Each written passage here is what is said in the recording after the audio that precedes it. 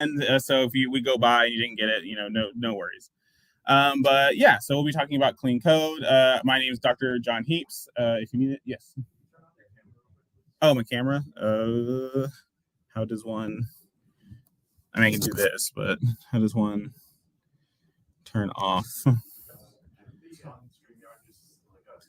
Oh, there it is. Sorry. Thank you.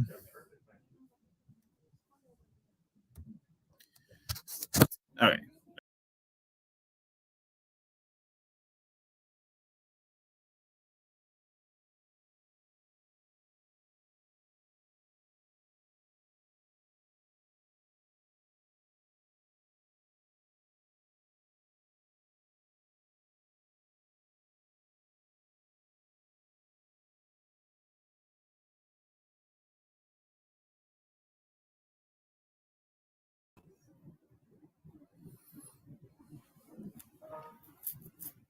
All right. I think we're back.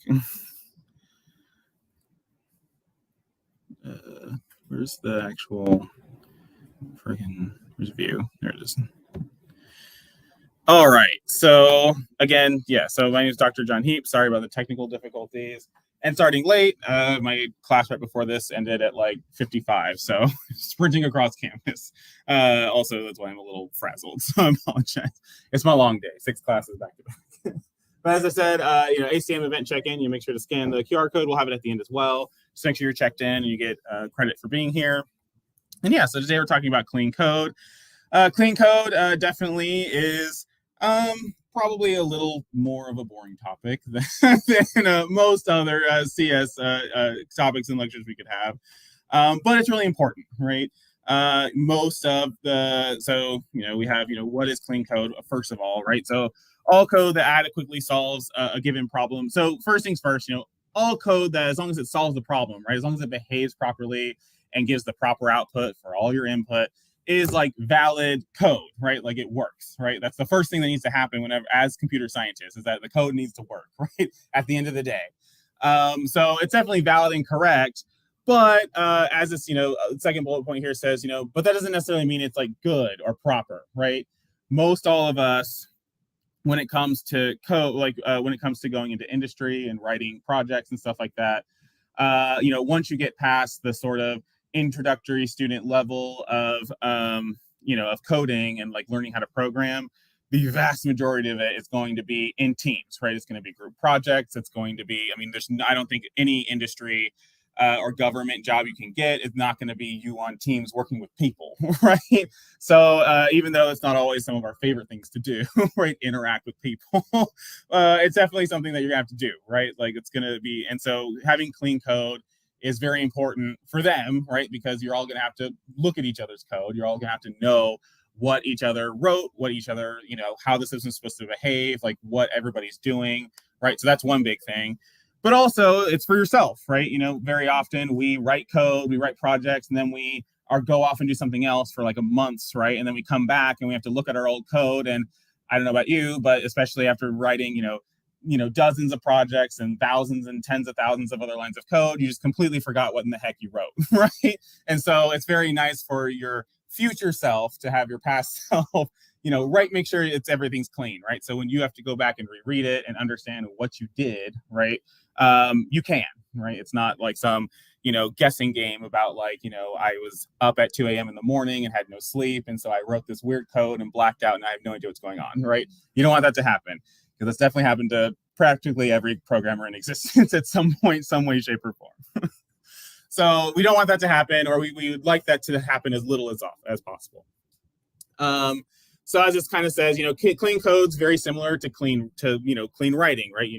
In high school, middle school, high school, college, you take all sorts of writing courses to learn how to write, right? How to write normal essays and stuff like that, how to make it understandable and readable, and make sure that, when you turn it into the teacher understands, what the point you're trying to get across, right? And it's the same thing here, right? You can write essays that have all the correct information, but are structured and, written in a way that are just so confusing that no one understands what the heck you're talking about, right? Whether it's, being so concise that, you don't have enough information or examples to relay your information, or maybe it's so verbose that you've gone rambling on for like 2 pages about who knows what, and everybody's just like, what are we talking about anymore, right?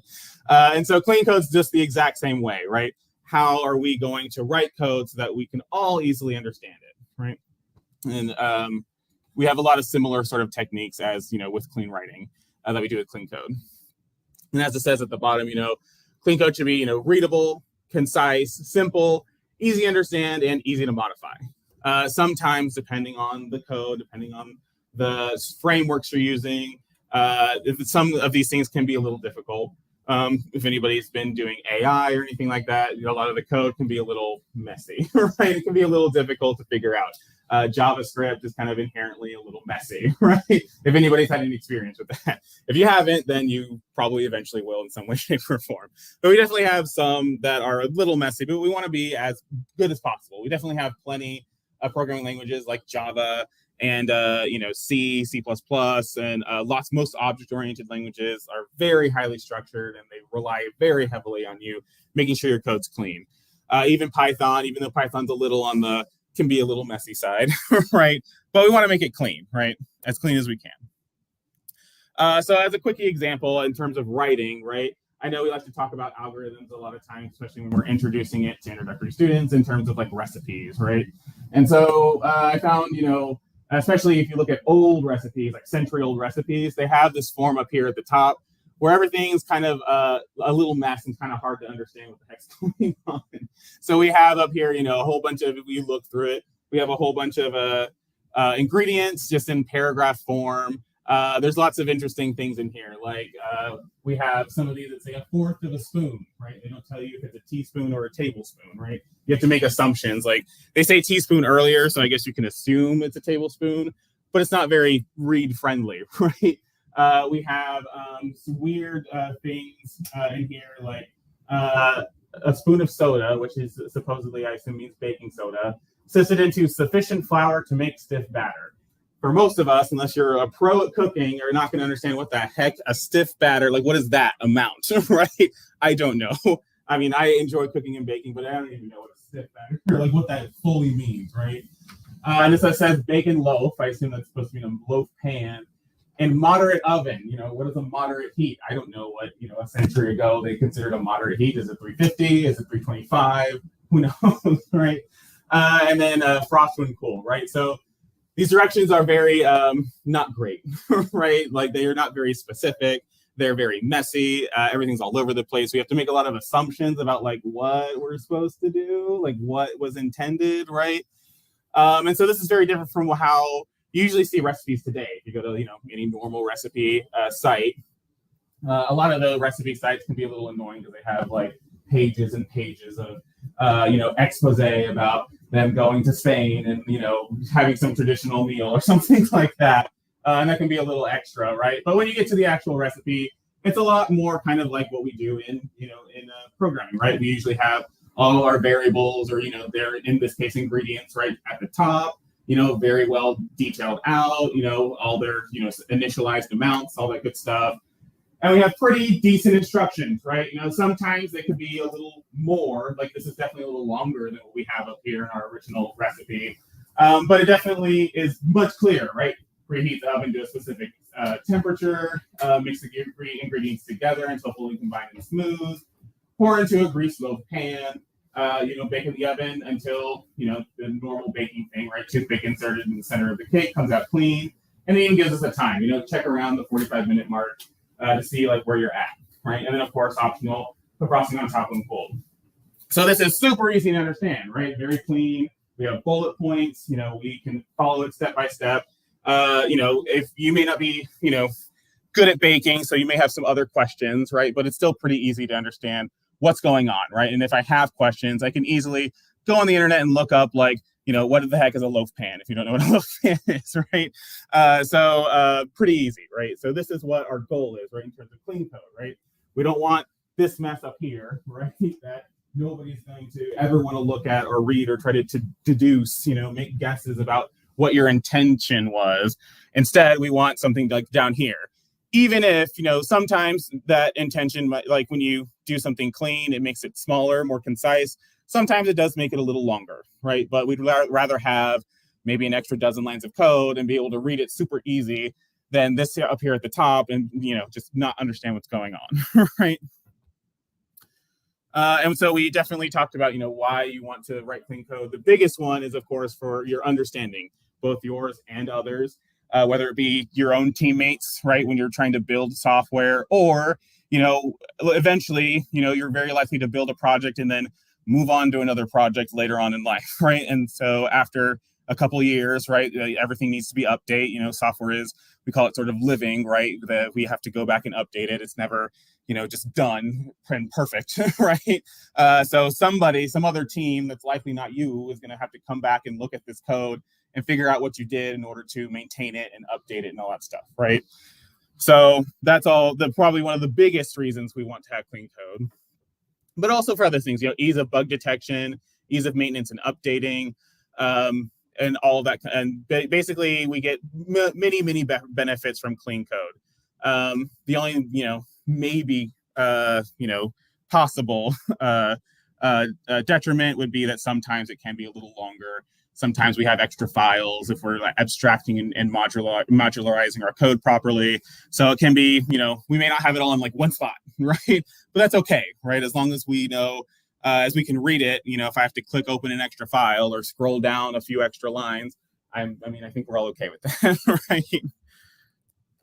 All right, so we'll go through, so the rest of this will kind of be mostly about going through a lot of major clean code issues, right? And how are we supposed to approach these? How are we supposed to solve them, right? What are they and how do we fix them, right?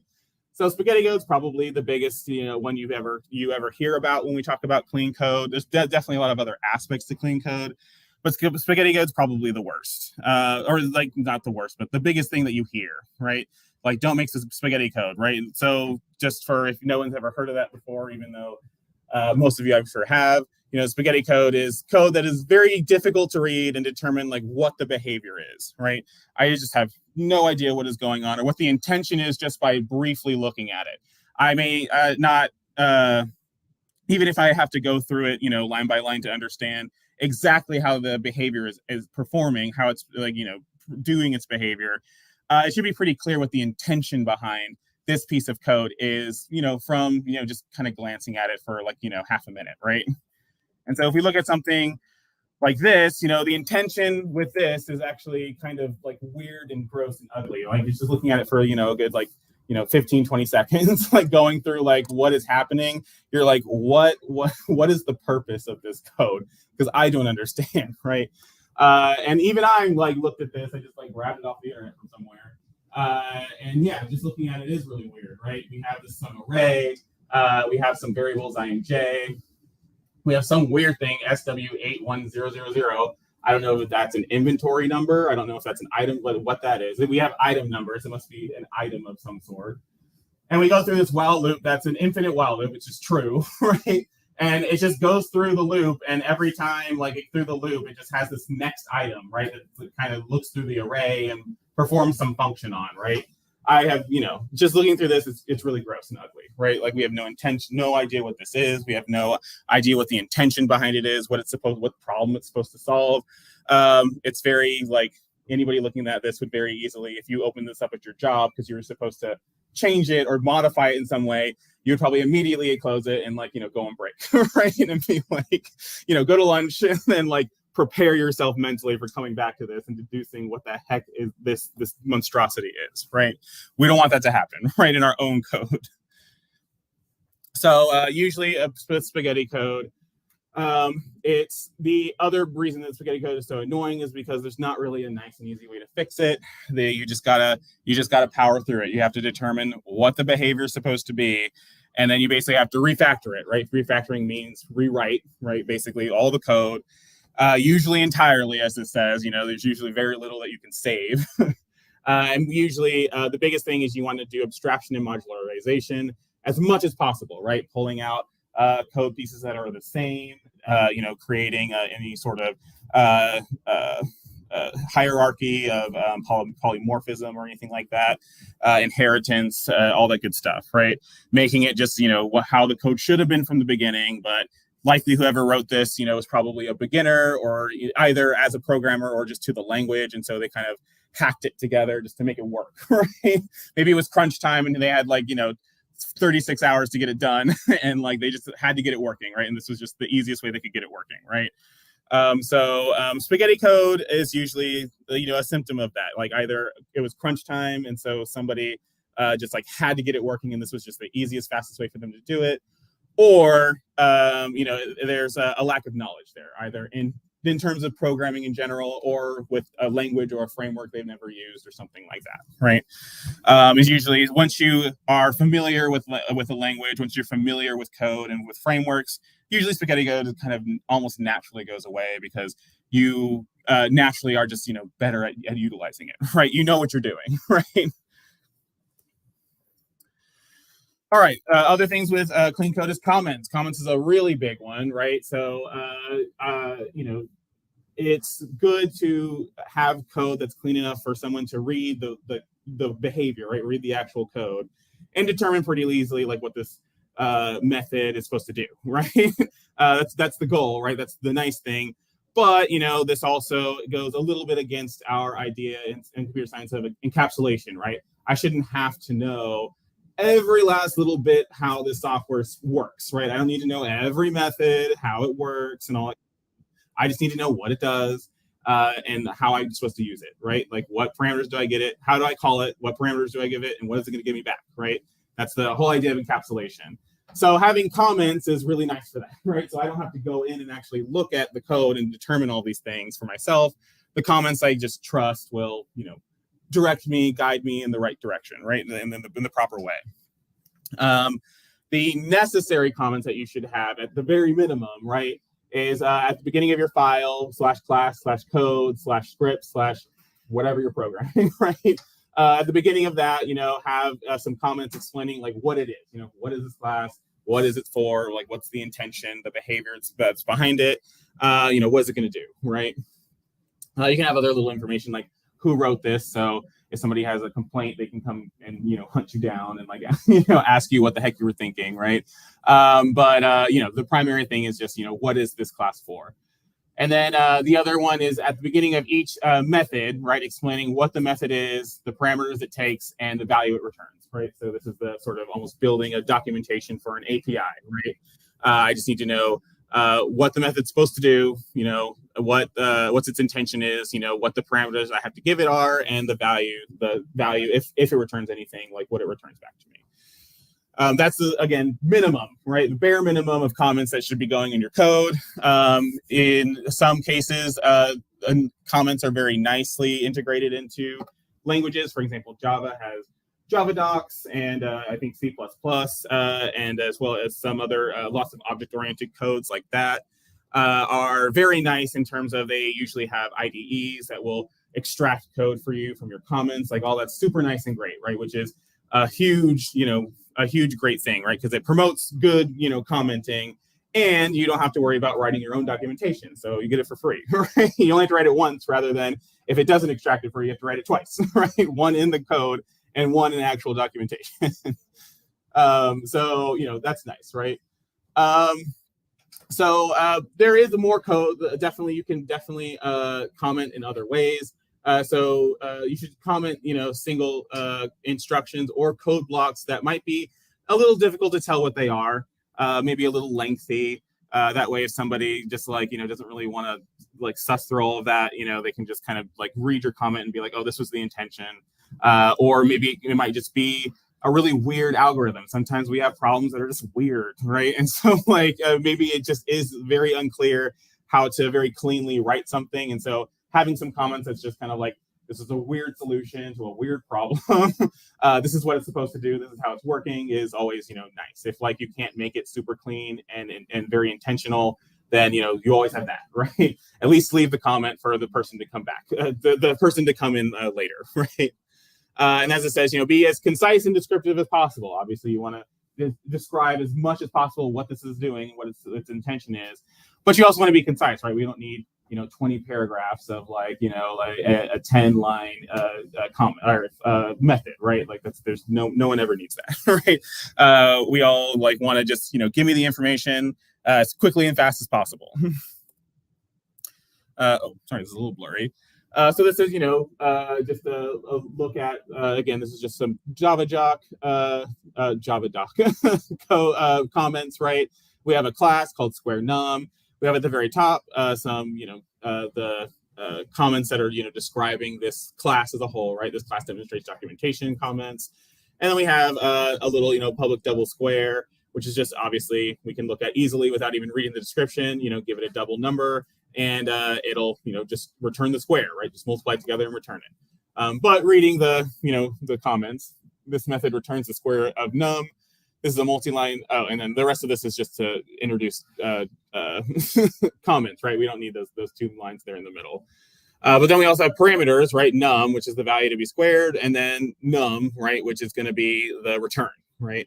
So pretty nice, right? Pretty easy, pretty simple. In most cases, things like I said, Java, C++, lots of object-oriented systems have things like this that make it very easy and very nice to do.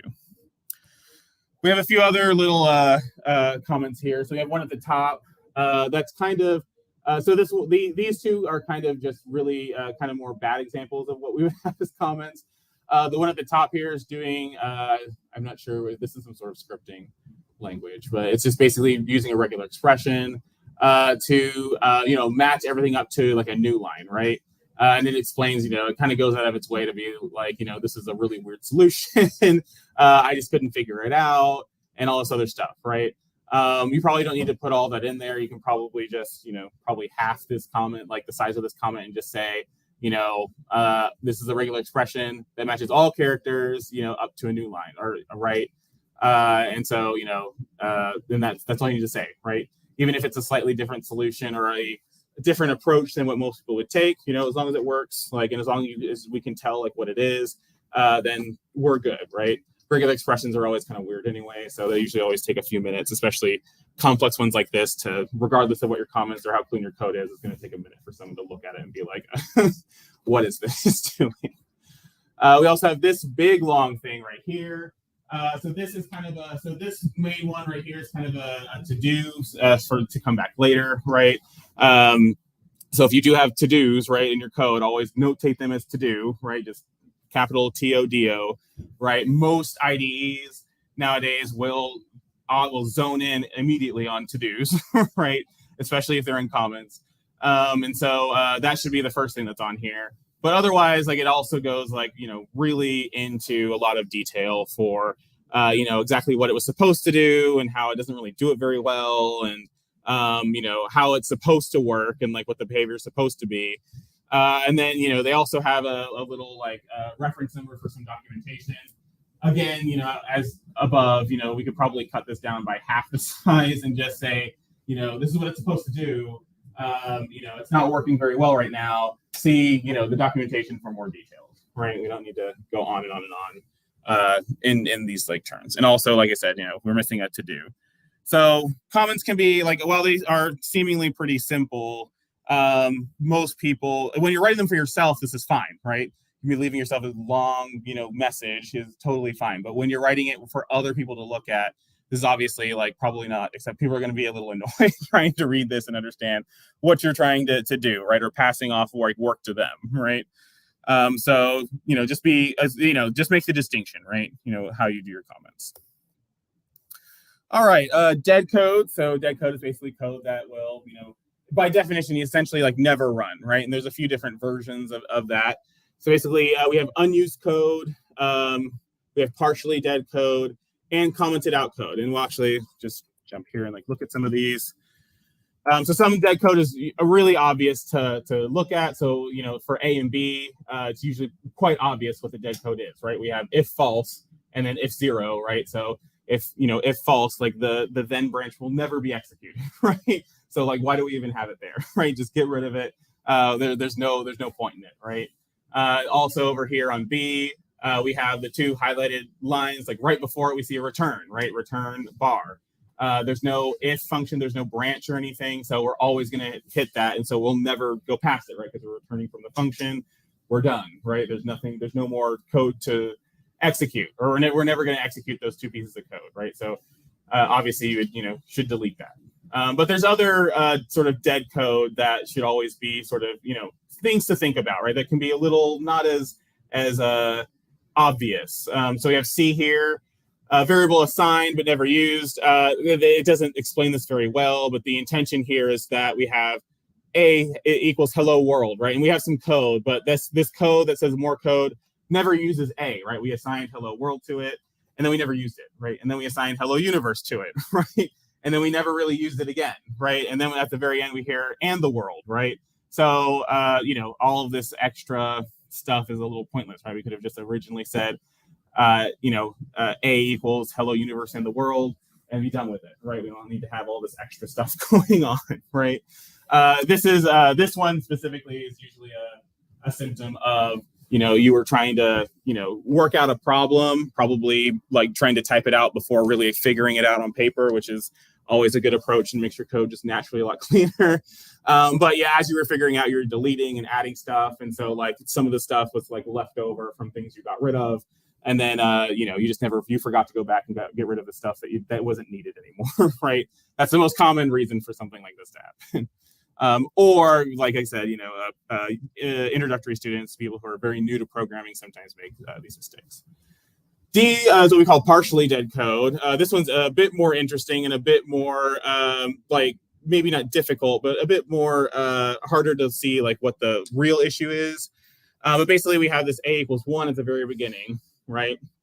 And then we have a branch. So we have A equals 10, right, which overwrites the A equals 1, right, which would be the issue of C, right? Unused, we assigned it something and then we didn't use it. But we also have an else, right? Else we have A times equals 2, right? So that's cool. That's nice, right? But just looking at this code, right, we could definitely not have A equals 1 here and just have if foo A equals 10, else A equals 2, right? Because 1 times 2 is 2. And there's nothing else in here that's going to be, there's no other variables in here, right? There's nothing else that will affect the value of A. So it's either just going to be 10 or 2, right? We don't need to have the extra A equals 1. We don't need to have like the multiplication. All that's kind of pointless, right? And something as small as this example, it's not going to mean anything, right? It's pretty silly, pretty easy to read. But in a much larger example and in much more complex like branching statements, it could very easily get very confusing. So this is another sort of example of, as it says, partially dead code or still code that, could be a little bit cleaner. And so as we kind of went over these, right, delete unused code, which is going to be our, A, B, and C. Refactor partially dead code, which is going to be our D. And just another note, delete commented out code. We very often, especially if we're debugging, right? Sometimes we'll throw systems out to print lines in there, or whatever prints in there to print out like the variables and see like what is going on, trying to figure out what's happening with our logical errors, right? That's normal. I mean, we should all use our debugging tools, always better, but it's we all do it, right? It's a habit that's hard to break. Especially when you think the problem is very simple, right? But a lot of times, sometimes you'll have commented out code that, of course, should also be deleted and should be considered dead code. There are, I will point out, some rare cases where you may want to leave code that you've commented out in. This, again, is a very rare case that, if you are maintaining or updating code, sometimes it is important to have what the old code was in terms of like legacy code and stuff, so that like if more maintenance is done in the future, that might be important information for them to have, and so leaving it in there might be vital, right? If you do leave it in there, right, just make sure you include comments on why the commented out code is still there, right? Like why is it sitting here like not deleted, and like what it means, like what it's there for, all that stuff. But usually that's very rare, right? Usually that's not a necessity. Usually you just comment it out. But I just want to point out it is possible. It's sometimes necessary, and it's okay. All right, naming schemes. I think this is also usually just an introductory student's problem. Don't underestimate the value of a good name. Good names can very easily make it super fast and quick to understand code. I know as introductory students, a lot of times they like to have fun with naming things the weirdest things possible. And then you get over that after a couple classes, right? But I think most of us, this is usually probably, this is kind of falls in the spaghetti code kind of category of like, usually this isn't too much of a problem, right? Just make sure that your names are proper, right? Make sure that they are describing as descriptive as possible. Obviously, there's sometimes if I have, a loop and I have int I equals 0. I mean, obviously we don't need a name for that, right? We get it, right? Also, going into coding conventions. But for the most part, right, just make sure your names are for anything, right? Classes, variables, methods, structures, objects, anything you can think of that you name that needs an identifier. Just make sure it's, descriptive. I will say, I don't ever like to give hard rules. I know I've known professors who give like hard rules about make sure it's less than this many characters. I never like to do that because certain problems could be annoying and complex, and maybe you need more than 20 characters for your name. But usually try to be concise with them, right? You don't want names that are like, 30 characters long, just all over the place, right? That's just the opposite of what a good name is. That's going to make things harder to read. So, try to be concise, but if you have a variable here and there that is long for good reason, then, no problem. As it says, right, it makes it easier to understand the intent, the behavior that you intend for it to make, for it to produce, before you actually have to actually understand the explicit like code, right? If I have something to do with like money and like it's called like add tax, and I have variables in there that are like, tax calculation and, cost or final value, it's very easy to understand what the intent is. Now you still have to read it to actually understand what the explicit equations are and stuff like that. But at least it's very easy to know like what you're going for, right? And that context is usually very nice to have when you're reading code that you've never seen before, right? Formatting. Formatting is just basically doing, good coding conventions. Just use conventions that are, you've learned throughout, that you've seen in everybody else's code. Utilizing spacing of lines instead of having, all your code smashed together. Separating them using blank spaces. I have my variables at the top, and then, maybe some behavior I'm separating out here and there to say, here's the first section. Maybe I'm opening a file and getting that. Here's the second section, analyzing it in some way. Here's the third section, return it, so just utilizing, some spacing to block your code a little bit, right? And of course, proper indentation is always a huge one, right? I think that usually doesn't happen once anyone has ever actually experienced having to look at code that hasn't been properly indented. You immediately never want to see that ever again.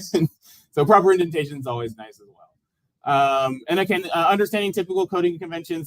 There's a lot to that. Everything from naming schemes. For example, Java usually uses camel case. But there's nothing wrong with using underscore. What is that? The Hungarian style. The big thing here is just be willing to shift your coding style a little to match your teammates and your team members, right? If you have a whole team, let's say you use the underscore Hungarian style, and you have a whole team that uses camel case, and it really, for whatever annoying reason, just bothers them so much to look at it. Like I've met people where it just like bothers them like beyond belief to see like non-camel case or to see camel case or something like that, which I don't personally understand, but it's fine, right? As long as like whatever makes it everybody comfortable. So just be a little willing to match certain like conventions, right? Whether it be something like camel case or maybe a certain specific amount of indentation, like make sure you only give 4 spaces for indentation, or certain commenting approaches, abbreviations for things, naming schemes, like all that kind of stuff, right? You'll be surprised what teams are very particular about certain things. And we have this sort of little example here of like non-indented code, right? Just looking at it again is, really cringe, right? Nobody wants to look at it for more than a few seconds. But once you, indent it properly, right? You're like, oh, like this is, nice. I can like obviously see the structure of what is happening. This is very easy to just, look at. Not a big deal, right? I can, structure this well in my brain. All right, the DRY principle, don't repeat yourself, stands for DRY, right? Acronym for DRY. Don't repeat yourself principle is basically, what it says, right? Don't ever write code that is that you couldn't otherwise generalize, right? That I couldn't otherwise abstract. into some sort of inheritance structure, inheritance or polymorphism, or modularize into different functions and methods, right? I definitely think that the overall idea of the drive principle is good, right? But I'm usually not too big of a stickler on like really intense. Some people get really intense with the drive principle, even if you just have like, maybe I have a loop that's like only 3 lines long. Well, we have an example, right? So I have this, example, very, very ridiculous way of adding 2 numbers together, where you just have the one number, you have a total, which is like almost like a count. You just go through a loop and add 1 to it each time through the loop. So you go through the loop the amount of times that is your first number, right? And then you go through the loop, another loop the amount of times that is your second number, right? So again, this will add 2 numbers together, but it's utterly ridiculous, right? It's just a toy example, just so you can look at it, right? The drive principle would say like, don't you dare do these 2 for loops together. That's code the same, right? You better take that out and put it in a separate function, right? Or a separate method, which we can see over here, right? We said increment long. So it's the same like code, right? But we've just abstracted it out into or modularized it out into a new method. And now we just call the method, right? So, that's the drive principle. Obviously, for something as small as this, I don't think anybody would ever get mad about this, right? So some people can be really intense with the drive principle, which is totally fine. But as long as, obviously, if we're doing this for loop, maybe, all throughout my code, in like 20 different places across many different functions or many different methods, then yeah, you better like abstract it out and just make it its own method, right? But if it's only in one place in something very small like this, it's usually not like the worst thing, but it's always something to keep in the back of your mind, right? And it's always good to, check in with your code and see like, am I doing the same code constantly? Obviously, if you start copying pasting code, that's usually a good sign that it's probably something to think about. That's usually something we want to avoid. We also have something like this that's a little more obvious in terms of we just have this branching if-else statement, just producing a text box, right? Just depending on what the instance creation is. So it just has it pops up a text box, and then you're supposed to respond to it basically. And so we see that the text box itself, like the creation of the text box, is all the same, right? The only thing that's different is like the actual text being put in there, right? But everything else is exactly the same. So this could very easily be abstracted out, right? Like into a new method where all you have to give it is the text, right? The text string, and just everything else, you just produce it like normal, right? So this would be a much more obvious or much more definitely something that you would want to do, right? Like just looking at this, it isn't necessarily bad, right? But you can make it much smaller and much cleaner, right? By having just a call to another function, right? In all of these branches, rather than, copy and pasting all this code over and over again, and then just changing the string. All right, consistency. So everything that we've talked about, is very specific, issues and the things that you'll, I'm sure, come across or have come across if you worked in teams already. Consistency, though, is probably a very just important overarching like idea. Whatever coding scheme you use, whatever formatting you like, whatever commenting styles you prefer, as long as you're consistent throughout your entire code, usually it's fine, right? It might take someone a couple methods or the first dozen lines to like adapt to like how you are coding, right? Like exactly what your style is. But as long as you keep it consistent, it's fine, right? It doesn't break up the flow. It's easy to read through. We're all good, right? The moment you start like it gets jarring, just like flinging someone's like attention from like one end to another in terms of your formatting and like style. That's when it gets like really frustrating and annoying because you set expectations as you read something. You expect things to be in certain like formats. As you're like going through. This is true even in non-code and even in normal writing and reading. Most people who enjoy reading, right, can pick out their favorite authors just by like reading like portions of a text, right? So it's the same thing, right? Like as you read and you understand the code, you get used to what you're reading, right, and the flow. If you suddenly change that and you break the flow, it's very frustrating, right? This is, consistency always is just key. And this applies to a lot of previous topics, especially comments, names, and formatting. I think we're on the last couple of slides here. Code refactoring. So refactor your code after completing functionality. This is always a super annoying to do. Even I sometimes admittedly, I sometimes don't do this, even though, of course, you should. But after you completely finish, right, writing your system or writing a class or your functions or whatever, methods, it's always good to go back and just review everything, right? You don't need to go intensely into every single line, but just to generally browse and be like, okay, is this all working well? Are there things I can abstract out? It's almost like proofreading, right? If you write an essay for your English class or something and you go to turn it in, you always want to proofread it beforehand, right? Even though after you just wrote a 15-page essay or a 10-page essay, right? The last thing you want to do is go and read what you just wrote, right? But it's the same idea, right? You want to go back and read and make sure that not only is everything working the way intended, but also to catch a bunch of stuff. And so there's lots of advantages that we have here. Catch logic errors before you even start running and testing the code. A lot of really easy, silly logical errors can be caught just by reading it back over really fast. Identify and fix efficiency issues. Maybe you wrote an algorithm at 2 a.m. 3 days ago, and then you were going back over and being oh, wait a minute, that's a terrible algorithm. Let me change that real quick, right? You find better ways to apply abstraction and modularization. Maybe in each individual function or method,